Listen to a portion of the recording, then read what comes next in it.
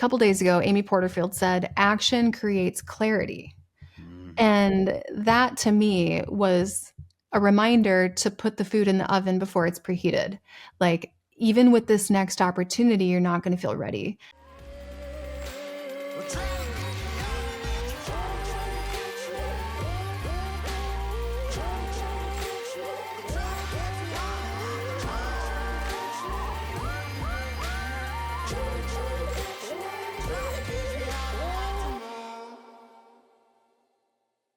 Hey, today on the Necessary Entrepreneur, we have Dylan Jahraus. What a cool name. I've actually practiced it for 10 minutes to make sure I said it right. Hey, thanks for joining us. I'm pumped about the conversation we're going to have. Sometimes I feel like in these conversations that somebody's really capable on the other end, but they're not as mentally as engaged. They don't have all the tactical angles and the steps to this process. So I know today I'm going to be walking away with this conversation, and Dylan is going to show us how to absolutely crush all types of online sales, probably how to grow your mindset, some accountability things. We're going to talk about her incredible education, some past experience she had, and some successes, and how she's taken that into this entrepreneurial world. And I won't bring it up, but I just met her husband, and you have an absolute awesome husband as well. So you guys have a great life that you're building right now out in the West Coast, and I'm looking forward to following you guys. So Dylan, welcome.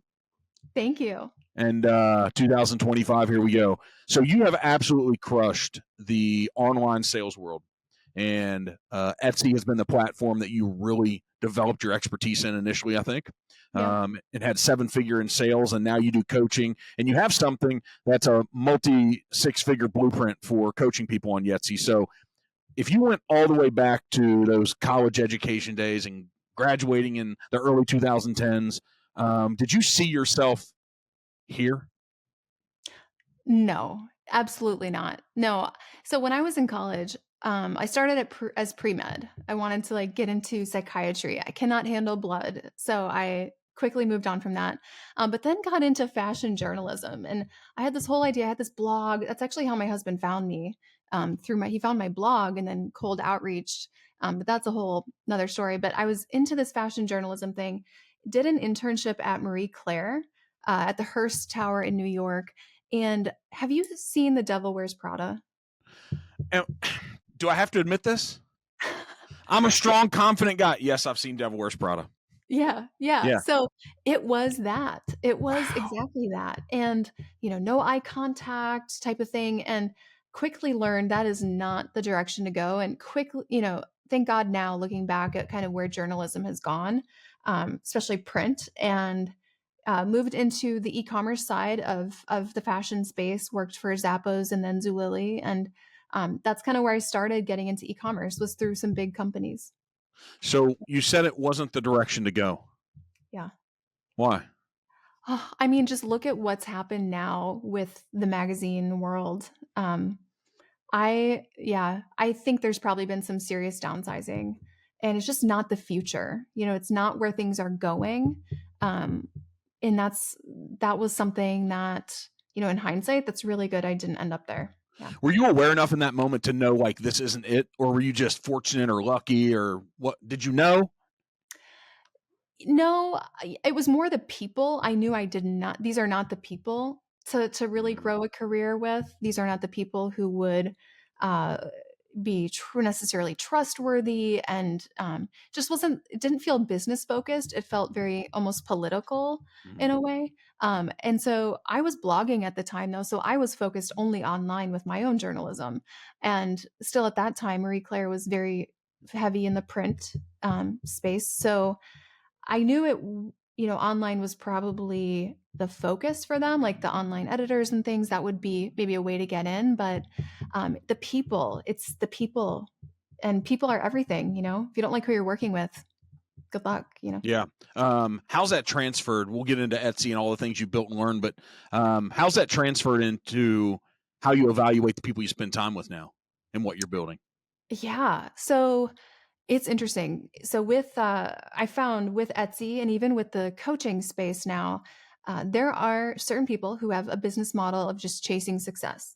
They will find someone who's successful. They will copy them. They'll copy their products. They'll copy their branding. They'll copy what you're saying. They'll like take a transcript of your video and make the same thing. So I am, I would say I have my blinders up because paying attention to that stuff, it's not worth it. And that's some people's entire business model.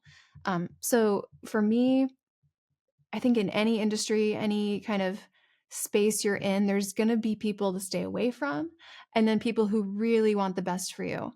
I went to an event with Amy Porterfield last Monday, just a few days ago, and there were 25 people at it. Everyone was so collaborative in a genuine way. It was really eye-opening. Did you Yeah. you probably thought from being around her, I'm sure you calculated that the environment that you're going to go into was probably going to be that. You already knew that going in, didn't you?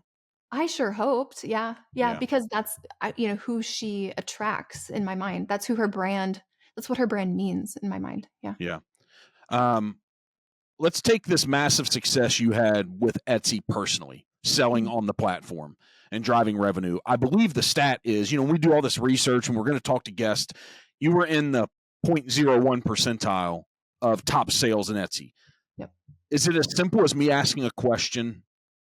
Why? It's because of who I sold to. It was the customers I picked. It wasn't the products. It wasn't, I got lucky. It was really being calculated about the type of person we're selling to. And I chose to sell to these Pottery Barn restoration hardware moms who would spend $1,000 on a crib, on like a, clear lucite crib, and $600 on the name sign with their baby's name on it. And that's who I decided to sell to. I was not that person. I would never drop that money on that product. Um, yeah, but I chose that customer and then built a product mix for them, and that's why. Is a part of your coaching teaching people how to sell to them? Yes, and who to sell to. Yeah.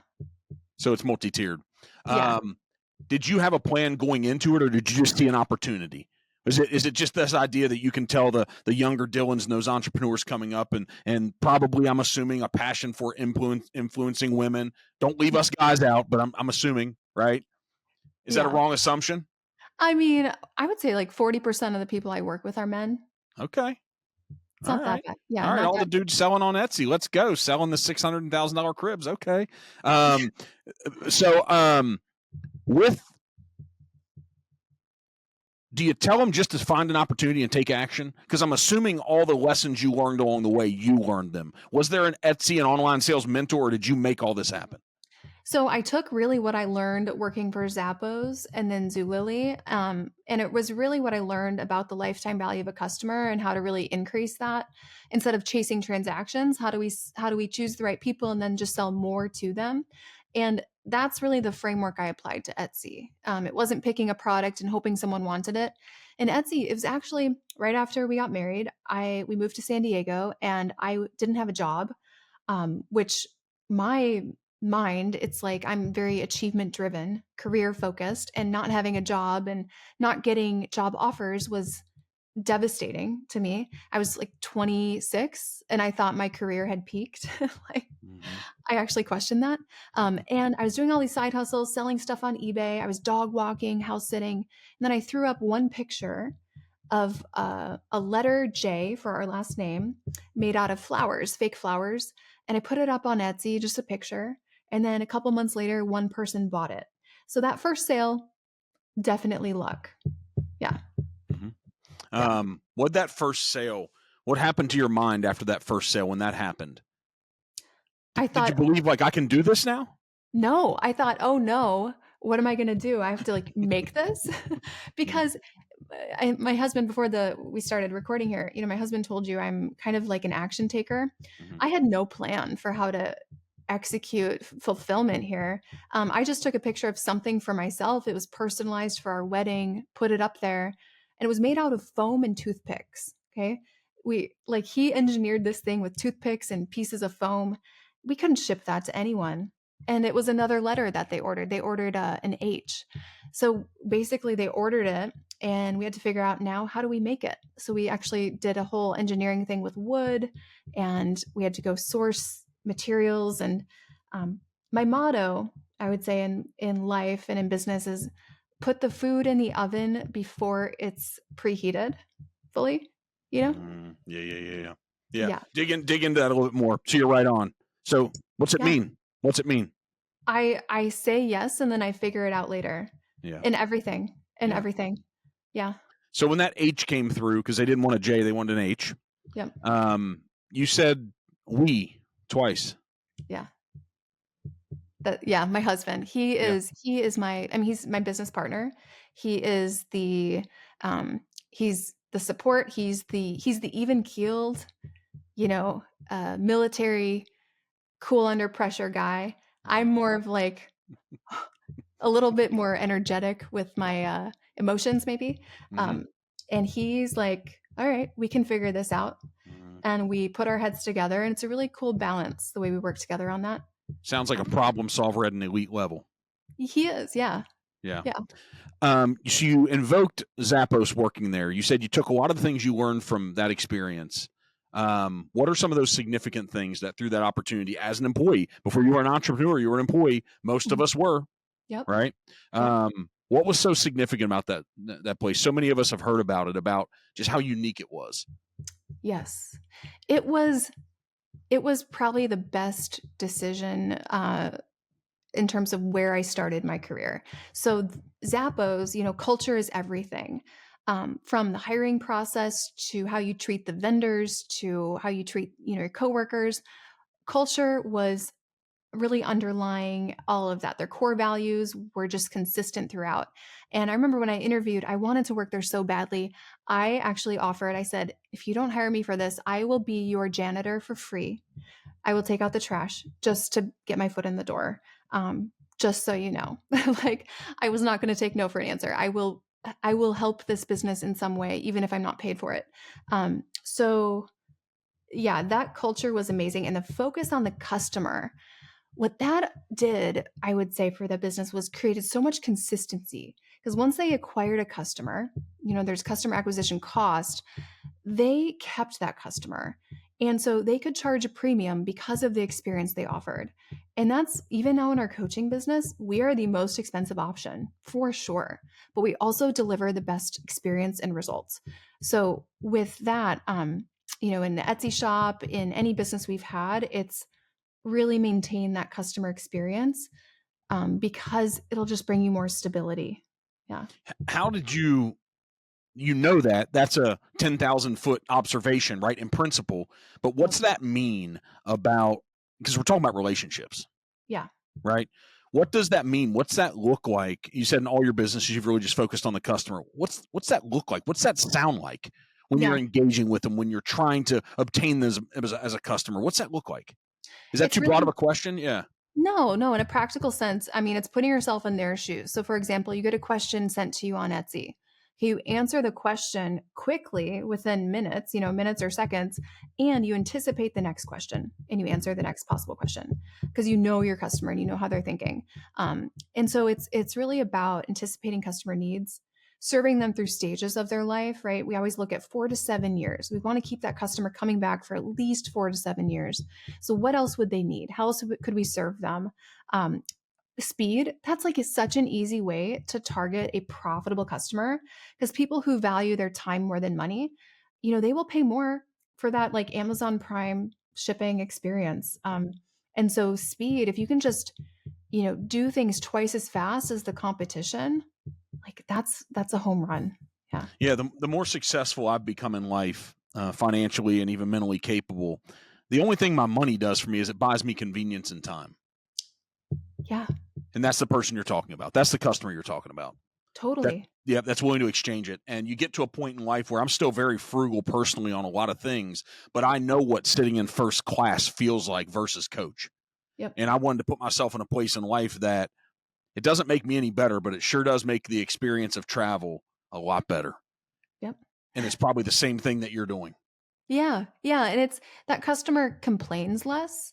They are appreciative. They're Yeah. easier to deal with. They're not going to nickel and dime you for, something tiny. They're just, it's a pleasure doing business with them at the end of the day. And Yeah. it's, there's reciprocity there. And what they value is a really great customer experience. And you can deliver on that in a quick efficient way. So it's a great customer to target. Yeah. It's like building equity in a relationship the same way we can build equity in real estate properties.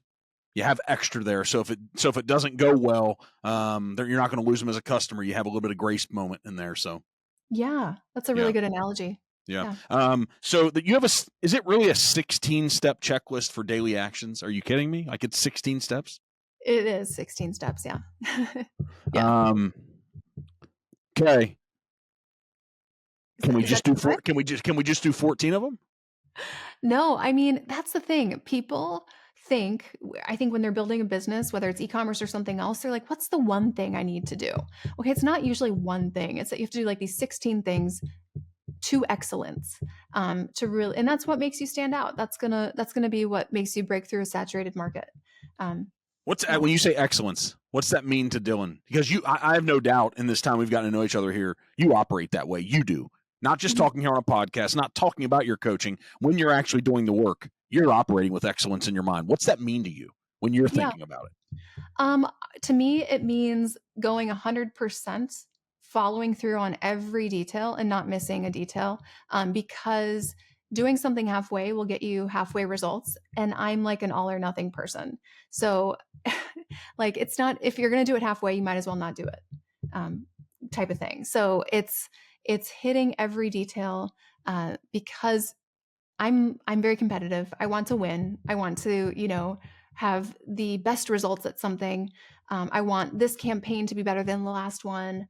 And I'm always thinking about how to fine tune. And it's fine tuning those details that will make you beat everyone, really. Yeah. You're fine tuning the details, turning yourself into a better version of yourself versus competing against other people. Yeah, exactly.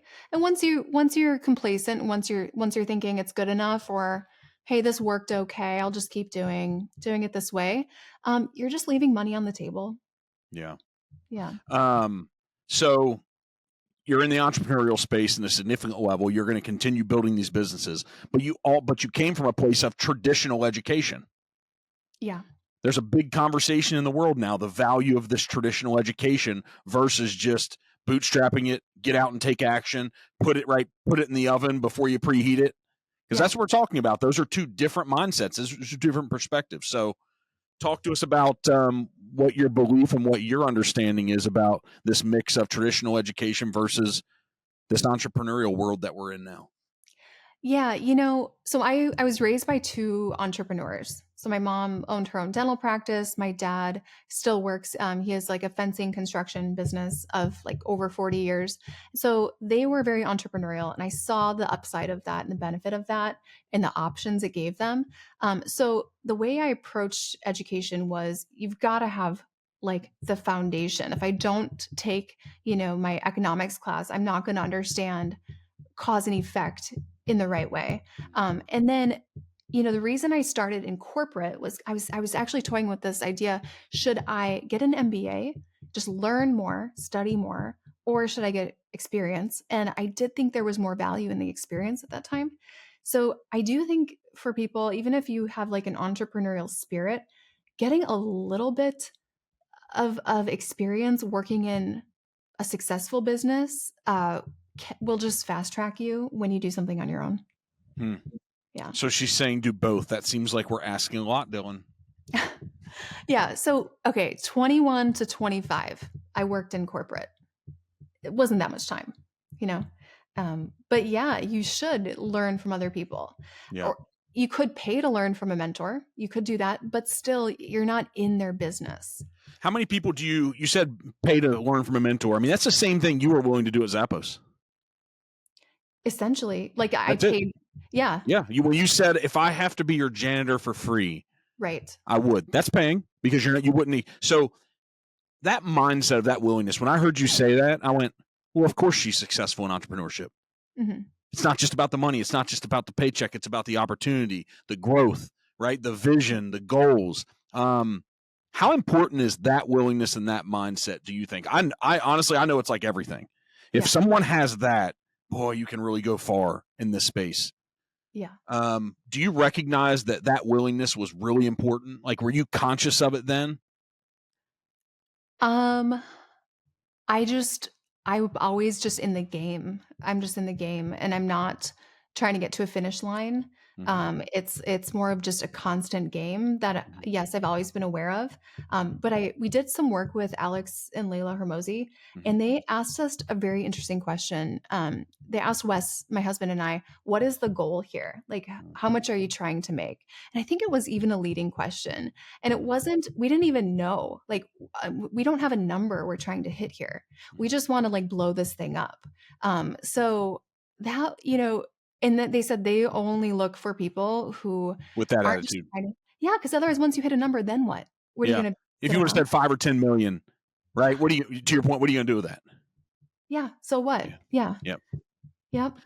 Yep. Um, that experience, why did you go there? I mean, I don't know him. I'm not in the space with Alex, but his Mhm. social media content is absolutely blown up. I'm sure they're making hundreds of pieces a day, but he simplifies the most complex ideas. Yep. He just breaks it down. And it's like, oh, okay, I get it. I understand it. I'll invoke I'm sure she's just a badass. I mean, the support that she gave him in the beginning, the story that he tells when, he lost all his money and he's at her parents' house. Yep. There's no doubt that was true. And he said, hey, I think you should leave me. And when she leaned in and she's like, I'm with you regardless. Yeah. That's real. That's real. So I'm assuming that's who they are and that feels that way every moment you were with them. Yes. Yeah. They were the exact same in person. We did a 2-day event with them 2 years ago, and they gave us some really great advice. Actually, at that time, our business was only 5 months old, and we got to 500,000 a month by month 5 without ads. And they were like, okay, you have something special here. This is what you should focus on next. And he was very generous. He gave us like a full year game plan a couple summers ago, and it was Um, very helpful in terms of prioritization for the business. And I think they're really good people. Mhm. People say speculate and they see success and they'll find something negative, but I think Yeah. they're really good people. Yeah, that's awesome. I mean, you can't continue as exposed as the big brands get in social media, in the influencer space. If you're not legit, you will get exposed. And there's Yeah. always going to be people pecking at it and stuff. But overall, if you're continuing to build what they're building, it's special. What I want so many people to know is that like they can be just like that. It's what you're building now. He gave you a 12-month plan, and I bet you've taken it and absolutely crushed. But here's the question: do you go back and re-engage with them, or do you just say thanks and bye? No, so at the event, he actually gave me a few things to work on. And then I did those things. We grew the business probably 30-ish% over the next 60 days. And I came back and I said, I gave him a nice little dashboard view. This is what it looked like. Thanks for the advice. And then we continued to talk with them over the summer. And by come August, we had a nice Zoom call with some really solid advice. One of their pieces was, instead of trying to create a course on something else, build a software, like do the software play for your current customers. And we did it. So it's just like if someone who is where you want to be, like gives you advice, it's kind of like the idea of someone says jump, you say how high. You've got to like, I feel like you've got to have that mentality. But you got to know who to listen to, right? Yeah, that's true. Yeah. Yeah. Where does that knowledge? I think it seems like one of the most impactful people in your life was your dad, Yeah. and you mentioned somewhere somehow through all the research we do that with the daily calls you have with him, he's just like one of the best problem solvers ever. Yeah. Yeah. Yeah. So oh man, you must have dug up some dirt. No, I'm such an open book about my dad. He's still alive today, thank God. He's been an addict for 35, 40 years now, since I was 6 years old. Um, so I'm 34. Okay, not 35 years, 28 years roughly. Um, and yeah, he has been, yeah, like hard drugs, not even just alcohol, like hard drugs, up until even last year. He had an overdose, was in the ICU, and uh, I'm almost lost him so many times. What Yep. makes him so special, though? Because what's Yeah. incredible is that you can have an affinity and speak to him and speak about this addiction not in a critical way. Right. And I was, this is happening in my teen years too. So, there's so many emotions happening. And I was mad. I was really angry at him for a while. And there was probably a couple times where there was months where we didn't speak. But, he was in and out of the house. And my mom was just so strong through this whole time. But I think right after they got divorced when I was in college, I started looking at his situation with more compassion. And when people who are, addicts, I don't know if, do you know many? I had an alcoholic dad, and Okay. he ended up dying of cirrhosis of the liver. So when I was in my early 20s. So, but yeah, I mean, listen, Yeah. okay, I want to hear your story. Yeah, let's keep, but 100%. I mean, it's Yeah. made me stronger, even though I didn't have these moments to have a great dad like so many of my friends did. It made me stronger. So I actually have, and I want you to carry on, but I have so much empathy for the people that it has the alternative effect, that it doesn't make them stronger, that it holds them back in life, that they have sadness and I'm not even mad about them being a victim. But it's like, hey, that really happened to you, but it's what you do with it now. Right. And you can either take that moment and learn a ton and say, I'm going to build a better life and I see what not to be, or I guess somehow you identify with it and think it's your fault and all this stuff. It wasn't my fault. That's their decision as a human, as an adult. And, you know, Right. yeah, but Yeah, and keep, when you yeah, look at yeah, when you look at someone, like when I look, for example, last year, right, my dad's going through this terrible time, and I don't know if he's dead or alive. We FaceTime, and I record my FaceTimes because I don't know if that's the last time I'll see him. Um, he's crying. He's 73 years old and he's crying. Like for you to see your parent like that, it's heartbreaking. But it's also like they don't want that for themselves. yeah. They didn't want that. They didn't want to be this way. It's usually like a couple bad decisions with the wrong, chemistry and makeup and back, history, and you end up on this spiral. And so I have a lot of compassion for him. I don't believe in my heart, I don't believe he would have wanted to impact the family in that way, you Mm-hmm. know? Mm-hmm. Um, and so, yeah, and I still go to him for my toughest decisions, for my advice. What do I do? I still do that all the time. That's Yeah. wild. Yeah. Yeah. And I The think he's feel, been sober yeah, for a year, just for perspective. I think he's been yeah. sober for a year, but um, he has the best advice and he's always thinking about other people and, he's thinking about the dynamics. Yeah. Can we go here? I know it's your dad and it's touching on it, but why do Yeah. you think someone can be so capable as he is in helping you solve your problems, but he can't solve this one for him? Right. Right. And it's hard because you see a lot of people that way. A lot of very successful people have a really like a big problem that they haven't solved for themselves. Um, so yeah, I mean, even like Alex Hormozy talks about his relationship with his dad. Yeah. Um, Mr. Beast, I think, talked about his relationship with I forget if it was his mom or dad, but they have something that they haven't pushed through or is like, controlling them, but it's a big hang up. And yet It's almost there's the addiction is trying to get rid of the memory or something. Yeah, something like that. Yeah. Um, so I mean, he just sees things so clearly in my situation, and he also thinks a lot like my husband. So my husband is he wants me to be happy. He's like not a I don't want to say a pleaser, but he will bend over backwards and make sacrifices. And I never want resentment to come up. Like my dad probably did that a lot, made sacrifices. He was definitely a pleaser, and resentment turned into anger for him, Yeah.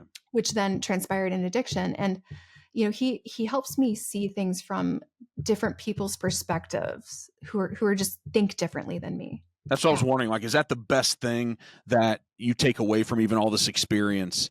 That's what he does for you. Yeah. Yeah, Yeah. yeah, Yeah. And he brings things down to very clear, practical thinking, yeah. Um, what do you think in he's 73. I mean, listen, the one thing in life, we're not all making it out of this thing alive, right? At whatever age it happens. But let's say he gives another 10 years, but like what do you think when he's not here anymore?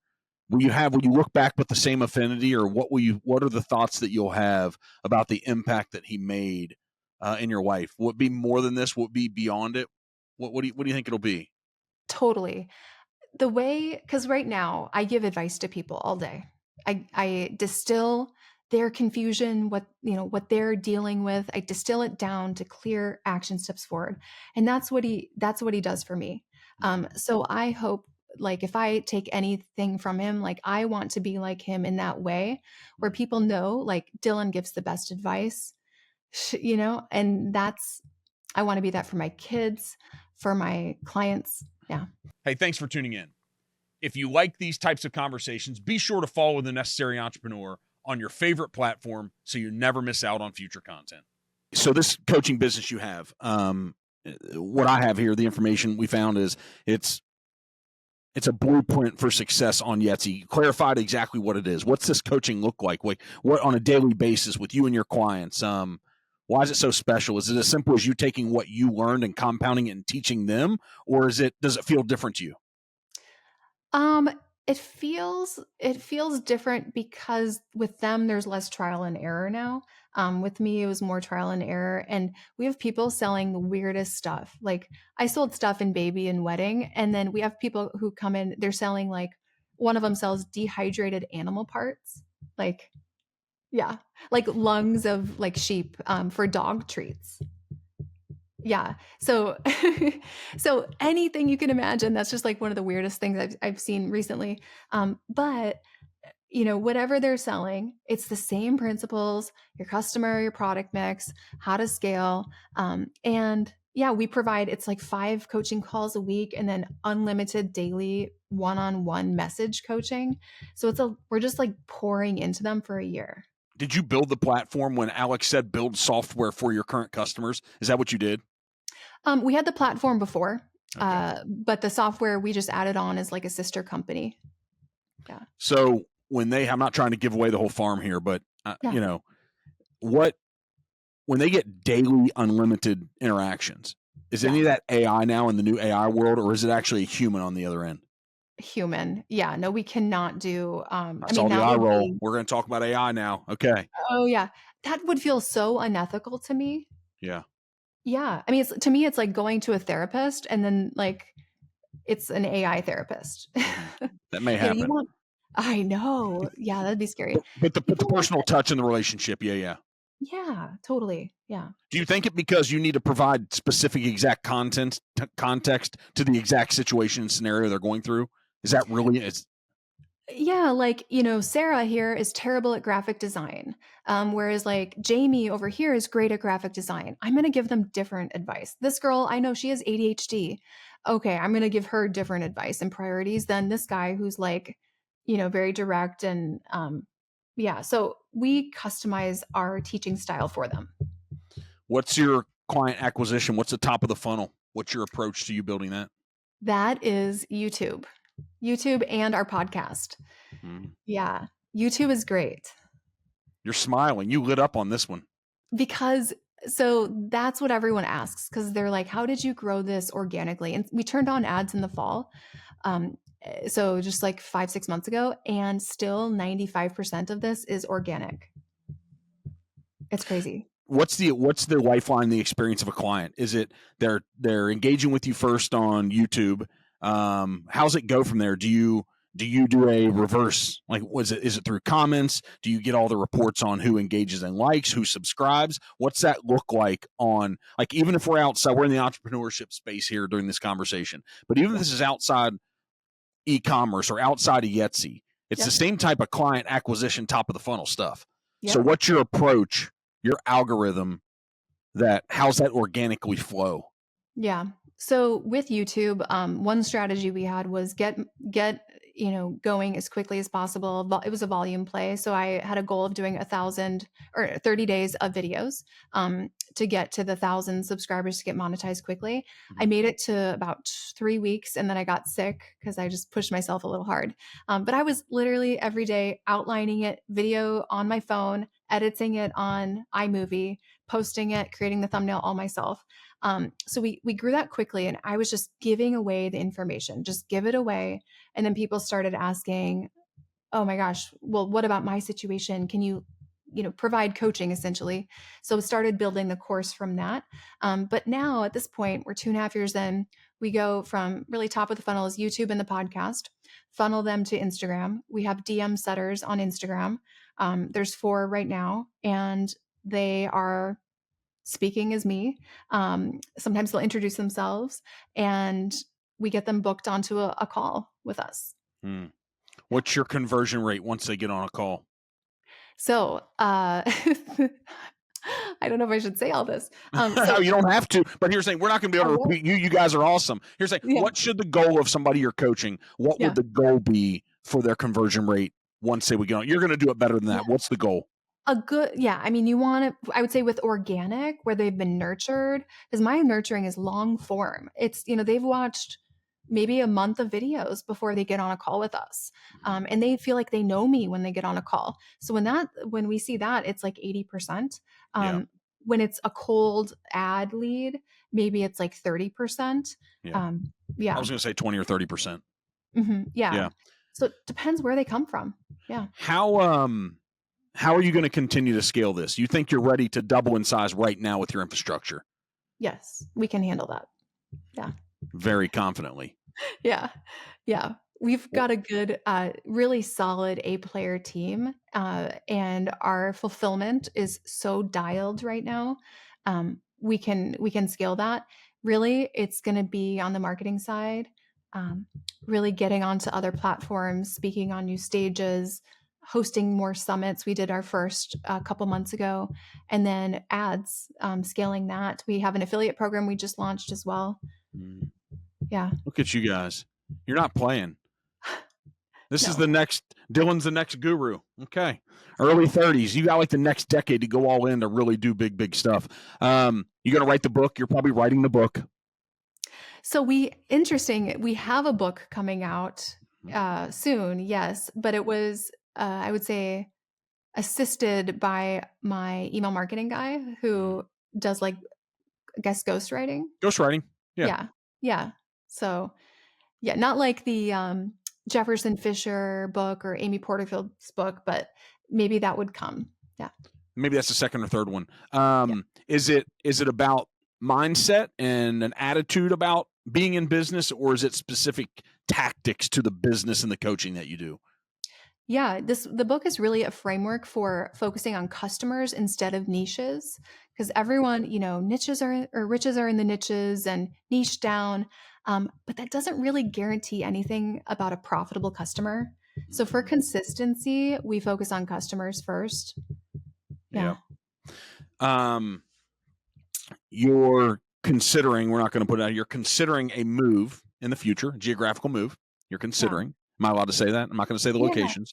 Okay. Yeah. Yeah. What's driving that? Why? I mean, it's big. I mean, that's really, really big. People change careers. There's a lot of things happening, but that's really big. You already have your family. You have roots out west. What's driving this? Yeah. So, business, I would say taxes. We're in San Diego. We have rental properties. We are Washington state residents right now. Now, since we're active duty, there's a workaround where you're not paying California income tax because of that. So, once my husband gets out of the military, we absolutely are not becoming California residents. I'll just say that. Yeah. And so, we're looking at more business friendly, tax friendly states. Yeah. There's 4 or 5 of them for sure that we can rip them off and name them. What's it been like to be a military spouse? You know, I do not. I could say I'm a terrible military spouse. Maybe I probably am because yes, I go to the balls and the functions and things, but some people, a lot of military spouses, because you move so often, you're either underemployed, like you have an MBA and you're like a receptionist, or you are not employed at all and you are just like so focused on being the stable one for the family. For me, I kind of said I'm going to keep like growing the business and try to do it all, even if that means like I don't know everything that's going on with the military side of things, where I'm just a little more detached from that. But I think if anything, there's been a lot of military spouses who have been around who have been inspired to maybe start their own thing, realizing they can. Hmm. Yeah. Yeah. Hmm. So you said you weren't the best, but it sounds like you're the best one for Wes. Good enough for Wes, yeah. Um, yeah, but, he's like moonlighting. He on the submarine, he would work all day, come home 9 o'clock at night, and, like, stay up till midnight with me working on the business, and they didn't even really understand. Yeah, Yeah. Yeah. If you're going to do anything big in life, there's going to be a lot of people who don't understand that's true. a lot. Where'd your competitive spirit come from? Let's see, probably so I grew up, my sister was, she's severely disabled now, but I'm one of just 2 sisters, and, she had a lot of medical issues growing up. So she was born with a hole in her heart valve, and she had, like, open heart surgery when she was just a few weeks old, and, she ended up having just so many medical things happening. So for me, the way that I feel like I got attention was by being the one that people didn't have to worry about, or being an achiever, like accomplishing things. So that really carried through my whole time growing up. And then athletics, getting into sports, being an athlete. I love working with athletes now. Actually, I like hiring athletes too, especially Mhm. like college athletes, just because the mental stamina and grit they have is so different. It's already Yeah. developed when they come to you. Totally, yeah. They're, like, high capacity people. They can mentally they have that mental toughness. Hmm. Yeah. Do you think whatever level of success, whatever we consider success, some of it's financial, some of it's who we become, families we build, but when you think when you look back on your life in another 10, 15, 20 years, your boys grow up and moving on to live great lives because you guys are going to raise them the right way. They might have a couple of hiccups in their teenage years. Who doesn't, right? But when you look back, what are you going to attribute all your success to, you think, the most? Um, I honestly think so I'm Christian, so I'm a believer, and I really believe, like, God gives us each different strengths and gifts and talents, and if I wasn't a believer, during my teen years when my dad's, like in crack houses. My sister, she had a traumatic or an anoxic brain injury. She had a big accident when she was 15. I was 13, that left her in a coma. And like my whole world was falling apart. And at that time, like I could have gone 2 ways. Like, one, wow, my life's like crap now. And this nothing's going to get better, or like having hope. And Jeremiah 29:11, God has a plan for you, a hope and a future. I really held on to that. And I would attribute like any type of success to really believing that there's a bigger purpose for what's happening, and things aren't just happening to me, like they're happening for me and for a reason. And like anytime I'm put onto someone's life, it's to make some impact bigger than what I could imagine. So that's really, to me, like success is knowing that I'm fulfilling on that. Yeah. Hmm. And that's enough, huh? I mean, money is money. Like at this point, Yeah. Yeah. What's it going yeah, to do? Just make life a little bit more convenient, right? slightly. Yeah. But even like people also, there's only so many hours in a day. Are you going to keep getting on, on airplanes and just keep traveling or doing whatever is supposedly luxurious? I don't know. Yeah. What do you Yeah. want the business to do? I'm not saying lay out the game plan, but Yeah. what do you want it to do with this coaching business? And those quiet moments with you and Wes, and individually with the spirit that you have for competitiveness, for growth, for achievement, because you're just a woman of action. That's what you are, sitting here having this conversation. Like Mhm. you're making things move every day. Mhm. You're not a person that's going to sit around. What's it look like 2, 3, 4 years out? Like what do you want? Yeah. So my play here, and I'm really big about timing because the right idea at the wrong time won't make it work. So my idea here is, yes, we've been successful on Etsy, we've helped people with Etsy, but I think like the bigger you could say accomplishment or angle that we could help people with is people who have education businesses who maybe have been relying on ads, and like ads don't work the same now than as they did years ago, or maybe they are stuck at a certain level and they're missing that organic growth component. We have really dialed that in, and it just creates so much more stability in a business. So teaching that to people who maybe they're making 10 to 100K a month, um, and they really want that framework for strong, consistent, organic lead generation, fulfillment, decreasing churn, all of that. There's a play there to start teaching that at some point, and I think we will. I just don't know when. Hmm. Do you think you'll know? Do you need to force it to happen, or will it be where you recognize the timing when it shows up? Because that's where a lot of humans mess up. So Yeah, many people sit back and say, "I'm not lucky," and I'm like, maybe you just haven't seen the opportunities. Maybe the right. timing was there, but you didn't prepare yourself to take advantage of it. So, do you force something like this, or do you sit back and wait? So, Amy, on a couple days ago, Amy Porterfield said, action creates clarity. Mm-hmm. And that to me was a reminder to put the food in the oven before it's preheated. Like, even with this next opportunity, you're not going to feel ready. And I think for me, I have 4 hires that I'm hiring for right now, four roles. And I know when I get these people placed, it's going to be like, okay, now I have more stability. Um, it's not, I can pull myself out a little bit from the Mm-hmm. business Mm-hmm. to be able to do this. Yeah. Yeah. But probably what you're trying to do, you're going more brand and more strategic, right? You're going to show up on more stages, do more podcasts, create more content, and hire people to run the business, right? That's the move. Yeah, Yep. exactly. Yep. Are you using VAs for any of these hires? So VAs, I mean, it's hard because a lot of people call themselves VAs, but really they specialize in podcast production or, Yeah. something else. Yeah. So we have quite a few people, probably like 5 from the Philippines, Yep. who are key players, so loyal. I love them. Mm-hmm. We're thinking Yeah. about making the same move. We've been on the phone with a company. Really? Yeah. Yeah. For in the Yeah. Philippines, for some VAs in the Philippines, specifically Yeah. for content and these things. Yeah. Yes. And they're so hardworking, Yep. trustworthy, the culture there, I mean, loyal, like Mm-hmm. they will stay with you for, a decade if you Yep. provide that stability and security for them and their Did family. you use a company that specializes in that to source them? You didn't go directly and hire each individual person, or did you? We actually did for the current ones we have. We went to onlinejobs.ph. Do Mm-hmm. you know that? Yep. Yeah. Yeah. He was on So, the pod. He was on the podcast like a year and a half ago oh, wow. before everyone knew him. Wow. Yeah. Yeah. He lives in Utah. He lives in Salt Lake City. No way. Yeah. That's wild. Yeah. Yeah, we use that.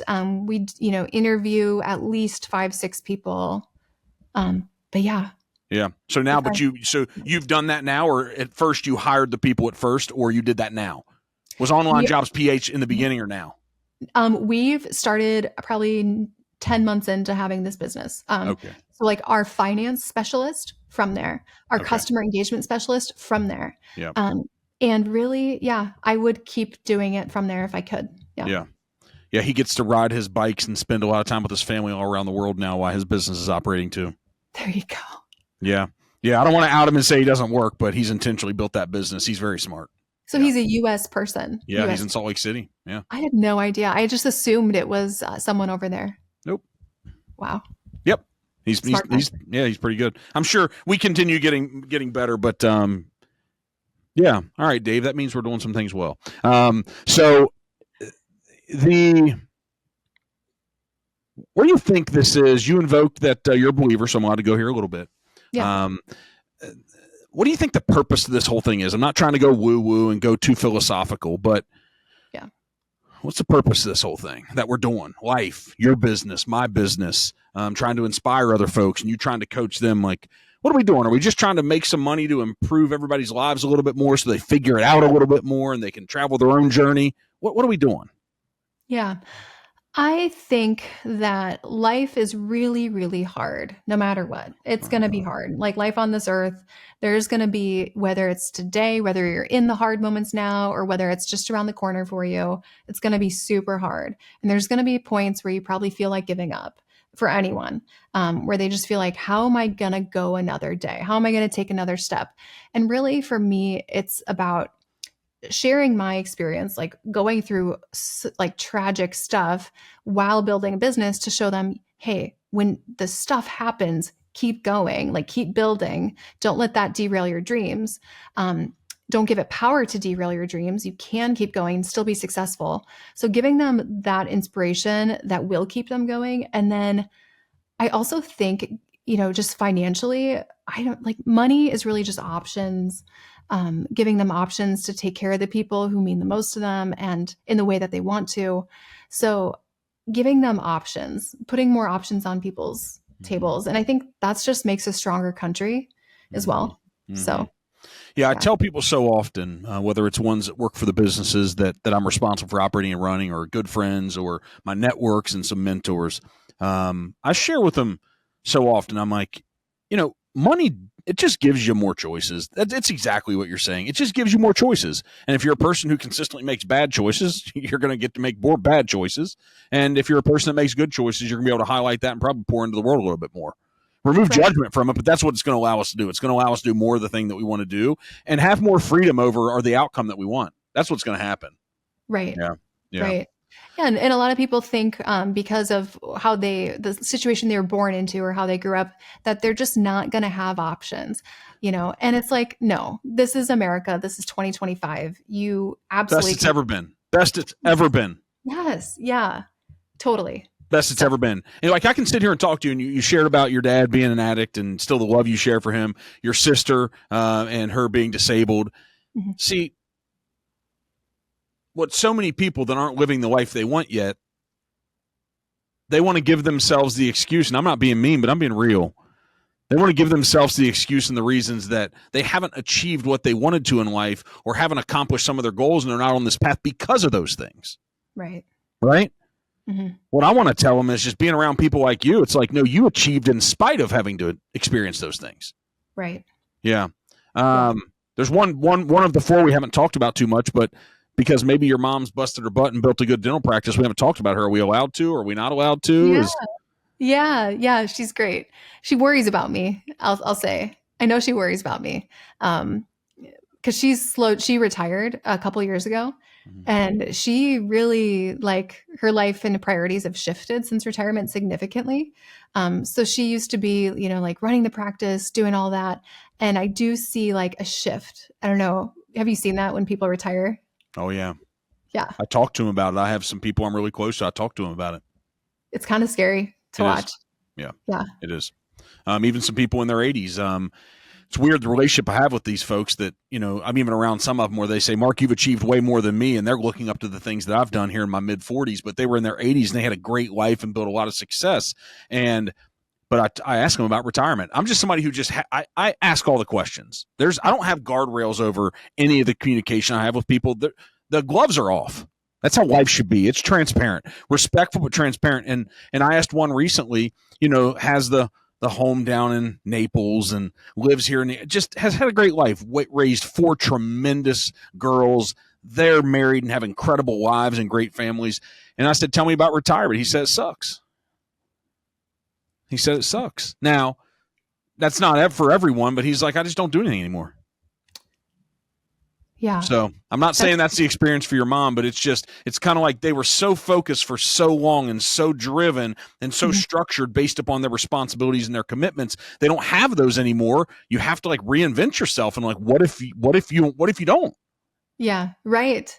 Yeah. So she's, become like the township supervisor, and she's in a small town in Minnesota, and she's like, is the head of this barn association for rural Minnesota. So she's like filled it with things that, like, I guess are genuinely, interesting to her, which is great. Yeah.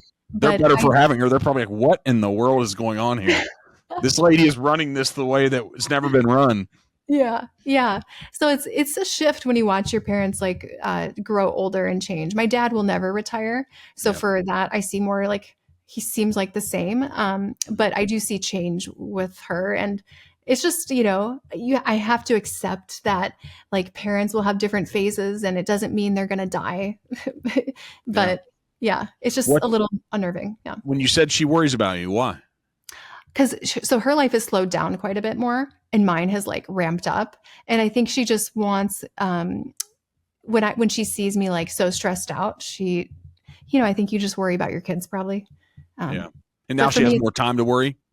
probably, yeah. And for me, it's like, this is so exciting. We just had a record month. She's like, oh no, are you okay? You're like, Mom, this is what we're supposed to do. Has it kind of transferred to where she always took care of you, but do you have this sense of responsibility now where it's like, maybe this is transitioning? I feel a responsibility to take care of her. Yeah, totally. So when we're looking at buying a house, we're actually going to Minnesota in 2.5 weeks. We're Mhm. looking at spending summers there and Christmas breaks there, and then just having a house always there in case something happened. Yeah. Yeah. I spent some time in Orr, Minnesota, north of Duluth. Oh, you did? Yeah. Some What'd you summer do there? camps and stuff. Summer camps. Yeah. It was a church summer camp. 3 weeks, 3 weeks in the summers for 5 years in a row. And we'd go up into boundary waters, canoe trips, and portage between lakes, and stop at the trading posts in Canada. It was a really good experience. Yeah. Yeah. Yeah. That sounds cool. Yeah, Yeah. it was really, really neat. What what are the questions? Like, it's been a great conversation, but what do you always hope in these moments when you meet somebody new or you're on a platform and you're having conversation? What do you like hope they're going to ask you? Um, I think one thing is like, why are you this way? Which is, I think you definitely got into that, because so many people, they feel like they can't have success because they aren't a certain way. But really, I encourage them to like take the situation you're in and use that to fuel you a little bit more instead of hold you back. Like let it drive you versus hold you back. And I just hope people can take that away from this. Yeah. Um, So why yeah. do you think you're this way then? Yeah, it's because this is so like if I boil it down, it's because my sister got more attention than me, for having medical issues, and then I became an overachiever, and then, um, you know, winning is the only option. So you could boil it down to that, and then just having a compassion for people who are in sucky situations, wanting to show them, hey, there's a way forward. Yeah. Mm-hmm. Yeah. I think that's tough for those folks. Like, I want to unlock those things as well. It's one of the most, I don't get sad much, right? There's not too much time for sadness, but my greatest sadness is when I see other people that they have a lack of belief that it's possible, the thing you're talking about. Right. That is so sad. Right. When they're capable, like they're intelligent enough, they could pass the test, they could get the credential. They're actually smart enough. Right. And there's something going on in their head where they really don't believe. Right. Right. Yeah, it's a lot of self-doubt. You're holding yourself back. And I always think if you can help someone save time or make money or save money or teach them something that you put in the sweat equity to learn, like you can make so much money nowadays. Isn't it crazy? I mean, you're living the life, but it's crazy. It is crazy. Yeah. My goal when I started the coaching business was to replace my Etsy income, which was around like 40,000 a month at the time. And I did that in the first 3 weeks. Like, That's just so awesome. and yeah. And it's like, wow, I didn't even know that this would happen as quickly as it did. So Yeah. speed, like, nothing's get rich quick. It's such hard work. And, It's the decade grind. that you put in before that for the person that you became that then was capable to do it. Yeah. Right. Get rich over. Right. It's like, well, that was a get rich quick overnight. Like you lightning struck. It's like, well, lightning struck because the past 10 years I've been out in the rain. I've been in the storm. Right. They don't see that. Right. I put in the time. Right. Yeah. So you're right now, like people are putting in the time. Just think of it like you're putting in the time for something right now. Yeah. And the time will come and that equity will have built up that you can cash in on. Is there a person you go to? I mean, you invoked Alex and what you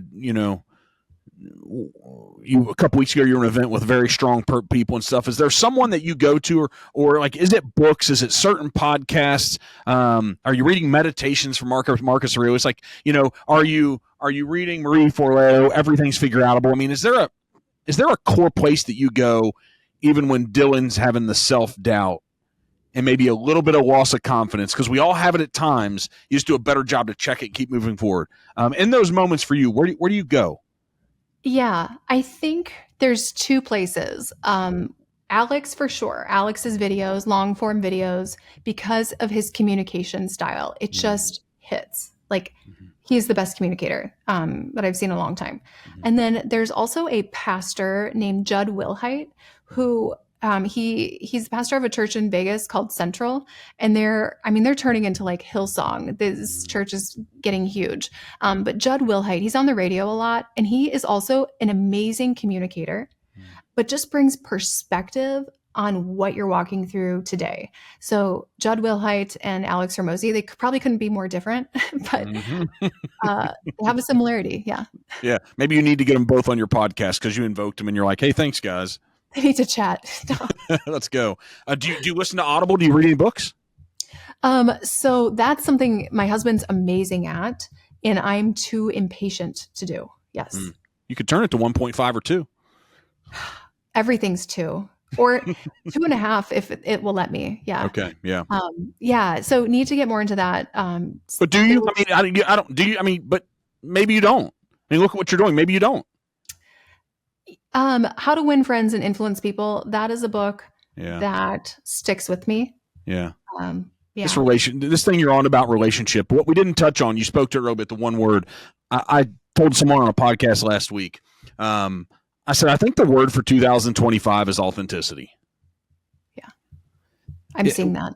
Yeah. It's been going in 24. It started to be invoked a lot, and we've always appreciated that as humans, but we're starting to put a word to it now. And we could say being honest and being transparent and just telling me what you think. But the word authentic, I think it is good. But what do we do so often ourselves and others when someone shows up authentic and it's not comfortable? Right. Well, what do we do with that? Does that happen to you? Do you walk into a room where you're like, wow, they're really challenging me. They're sharing with me their authentic critique or their criticism. This doesn't feel good. It probably doesn't happen to you a ton. I know, Dylan, but what do you do with that? Because we're asking for something that I don't know if most of us want to participate in. Yeah. Like when people are giving opinions on us, or when they're being authentic and we don't agree with them. Yeah. I mean, just even if it's someone you really respect, because if we're saying we want authenticity, you can't put boundaries around who you want it from and who you don't. Right. So I'm trying to have somebody. And so what if, because you just actually said that the two guys that you really go to in those moments, they're really different. Right. And them showing up in their authentic selves. Imagine if they showed up in the same room and they shared authentically who they are. I just wonder what would happen there. Right. I think there's something about respect. Like I can respect you being authentic, but I don't really agree. Or, I respect that you have your viewpoint, but I'm moving on. I kind of ignore a lot of things right now. Yeah. I could tell when you said, are you talking about what people think of me? I'm like, no. I'm not going there because I could care. What's your thought about that, though? If we're going to talk about, because so many people have a problem with it, about worrying about what others, that's where depression and anxiety comes from. Yeah. So since you're there and you're moving beyond it, can we go there for a minute? Yeah. I don't look at comments. I don't look at anything. I just literally stay focused on what I'm doing. Because that will suck your energy from you. And if you're a CEO or leading a team, you cannot, you have to protect your energy and your focus if you have other people now relying on you. Yeah. But what happens if possibly you can show up in a bubble and you don't hear the outside perspective? What do you do with mentors? Who do you listen to? What do you do? Yeah. I would say listening to the team who can filter things and notice themes in feedback, or themes in kind of where things are culturally right now. Like, oh, this might be insensitive, Dylan, to post this, or hey, this could come across this way, even though we have no intention of it doing that. So yeah, relying on the team to filter how things are perceived a bit. Yeah. What's your approach? A couple more things here as we wrap up. Thanks for taking the time. What's your approach to social media? We touched on AI a little bit earlier. It is evolving fast, the way to win. And it seems like it's not just changing every year or two. It's almost like daily we wake up and something's changed. Yeah. Completely. We follow, it's a framework from the Hermoses called More, Better, New. Have you heard of that? I have heard it. Go into it though. I don't Yeah. know it, but I've heard it. Yeah. So it's always looking at what is working. Okay. Exhausting more of that. Reps, just maxing out more of what's working. And then how can we make it better? Okay. Well, how could we do a better version of this? Or maybe, better, um, quality or something. And then once we've exhausted more and better, then new. So, okay, now let's test. It's like testing new audience, new style, new messaging, but exhausting the more and the better. Like when we hit a stride with social, we just really max out on more. Yeah. Yep. It's volume. Yeah. You do a Volume. really good job of having a sense of urgency with things and also at a high pace. That's what I'm feeling here. In my team, I don't want to say they hate me for it, but like if I have an idea, sometimes if I don't want to bother them or get them off track, I will just do it myself. And or like I'll have an idea for a post or I'll want to test something or ask the audience something. I will not sometimes go through the team. I will just go rogue. And that's what they say, like, Dylan, you're going rogue again. Like you have to tell us what you're doing. So yeah, I like to move fast. How do you test it? I just implement immediately. Usually I don't even run it by people, to be honest. I just do it. If I have an idea, shower time, that's like when I think of the best ideas. I will just get out of the shower, quick run over to the laptop and like, okay, these are the next ideas. And I'm just Because if you don't, the idea's gone. It's gone. What is that? What is that? I don't know. Distractions. Like, yeah. It's I gone. hate it. I hate it. I keep my mobile phone right there, so it's a short place to go to instantly put the note in there. Right. Yeah. But it's some like quiet space to think in. Maybe people go for walks. Yep. I don't have time for walks, but I do have time to shower. So like, yeah. Since you don't have time for walks, what do you do for health? I mean, it seems like the entire world now, the Hormozis are talking about a guy like Gary Breck. I mean, there's all these people now talking that your health is, if not the most, one of the essential forms of the factors of success in this entrepreneurial world. Yeah. I do think sleep is huge. So for me, when I was building my first course, I ended up getting pneumonia because I was just working at such a pace and I had like walking pneumonia. I didn't even realize I had it. And then, it was kind of like your body will tell you if something's off. And for me, it's kind of like I'm all gas, no brakes. How fast can the car drive? And, I'm 34 now, but I think your body will like definitely tell you. It has for me. Are we going to have a conversation? I'm 46 now. To go back to 34. Our bodies tell us, that's for sure. So you think sleep's really important for you? I think you cannot make good decisions if you're not sleeping enough. And that is, I feel like, a responsibility to sleep enough to make clear decisions. Yeah. So what about balance? What's that? Oh, you're so smart. Yeah. No, there's no balance. There's seasons. And if the season goes too long where it's pedal to the metal, then your body will tell you. But seasons. Let's we're over an hour. We're going on an hour and a half, so we'll wrap up here. So you do a podcast. So I want you to know, like, you've done a great job with the conversation, like not being all marketing and plugging and all that, but you do YouTube and you do your podcast. That's your marketing top of funnel, organic ways to drive your clients. What do you love about your podcast? Because forever, everybody wanted to do one, and they started doing it, and then they stopped because it does take a lot of time. It's a big commitment. Totally. So what about the podcast? What's so beneficial about it? What do you like? Tell me about yours. Yeah. So my podcast, I didn't even start the podcast myself. My husband started it without me, and he just took my YouTube audio and put it onto the podcast. But it got us in front of a completely different customer, someone who really valued their time because they're listening to it on the go, much more of that corporate, financially qualified person. So love the leads from the podcast. But now we do interviews. So half interviews, half me teaching something. And the interviews are fun because I feel like you get to show a little more personality.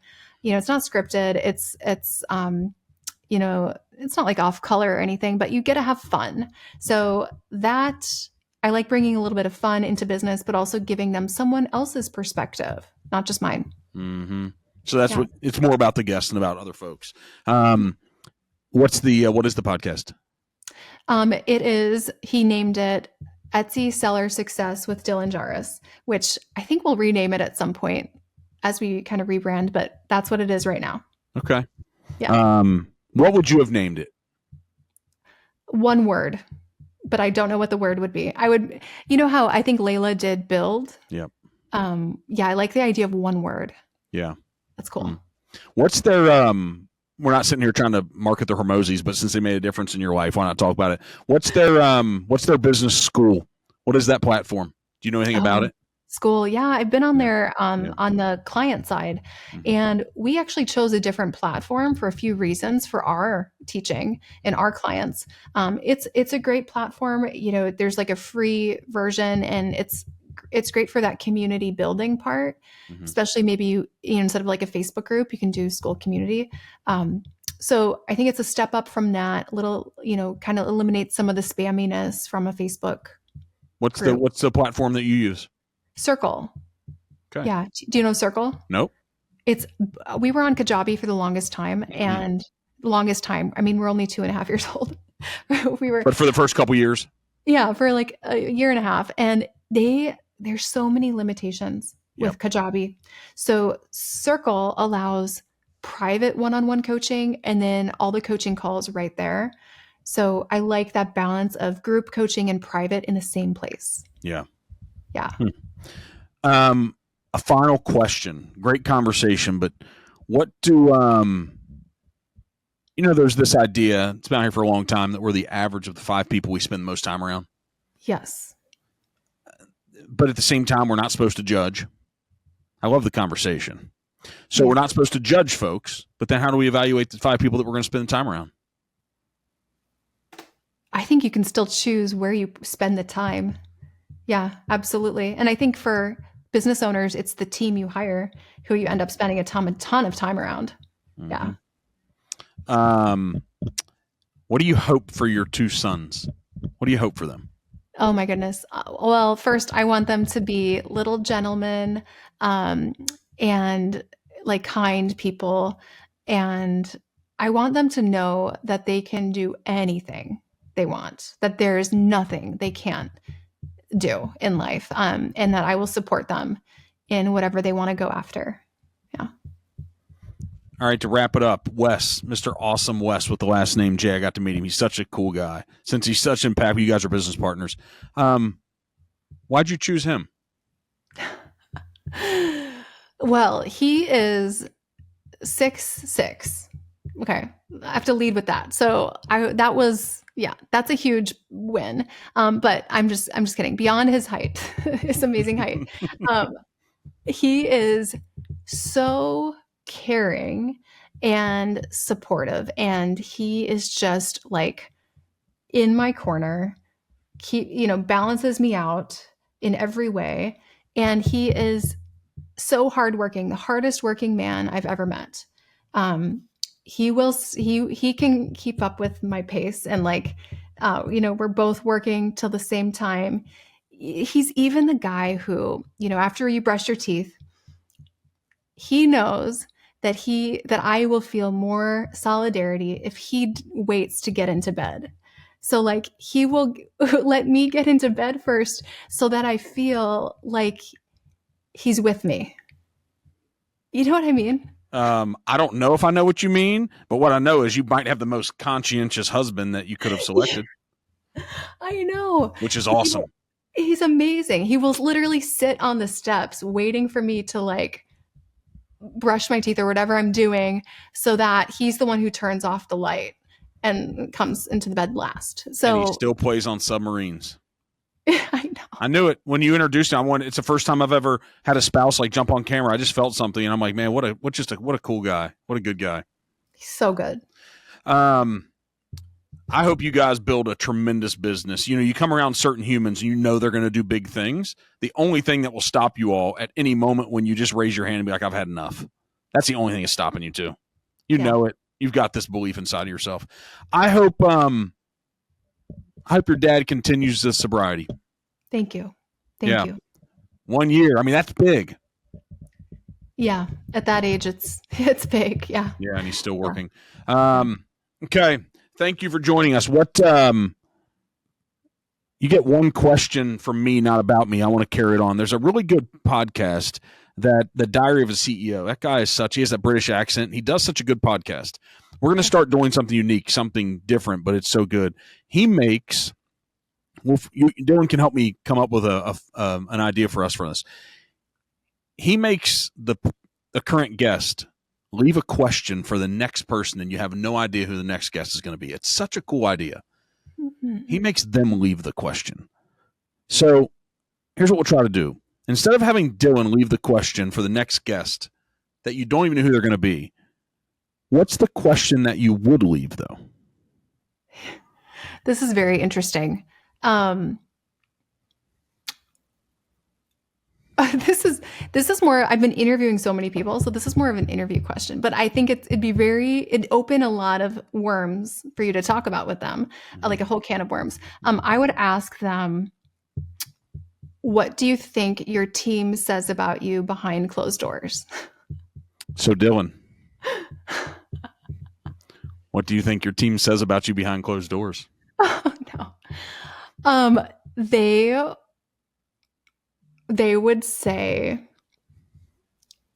and I think they say it in front of me too, but they're like, you are so in the weeds. They would, yeah, and they would acknowledge that. And they would say, she's so involved. Yeah. And does she sleep? The reason why you were going to ask that question, obviously you think it's really important. Yeah. For you to know.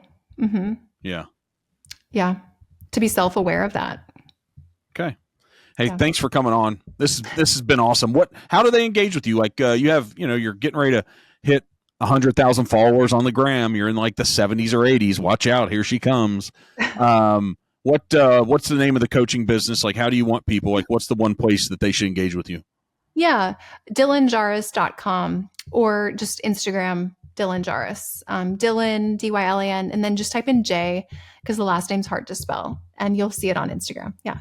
Okay. And come and engage there and get into the top of funnel. And you get on the phone with her. She's going to sell you. Be very, very careful. I'm not going to sell you. I'm not going to sell you. As we're wrapping up, what's your final approach to selling? What is it? When we say Dylan's a salesperson, she has to sell her tactics and she has to sell her coaching. What does sales mean to you as we're right here in the middle of 2025? Yeah. I mean, sales really means giving people what they want today while also including what they'll need that they don't know they're going to need, right? It's a packaging, positioning play. Yeah. So good. Hey, thanks for coming on and giving us an hour and a half. Appreciate the weather in San Diego that most of us don't get to have, right? Thank you. Yeah, you guys are awesome. You and Wes are fantastic. Much success on the business front, but sobriety, and for your mom enjoying running the townships in northern Minnesota. Thanks, Mark. Thanks a lot. Appreciate it.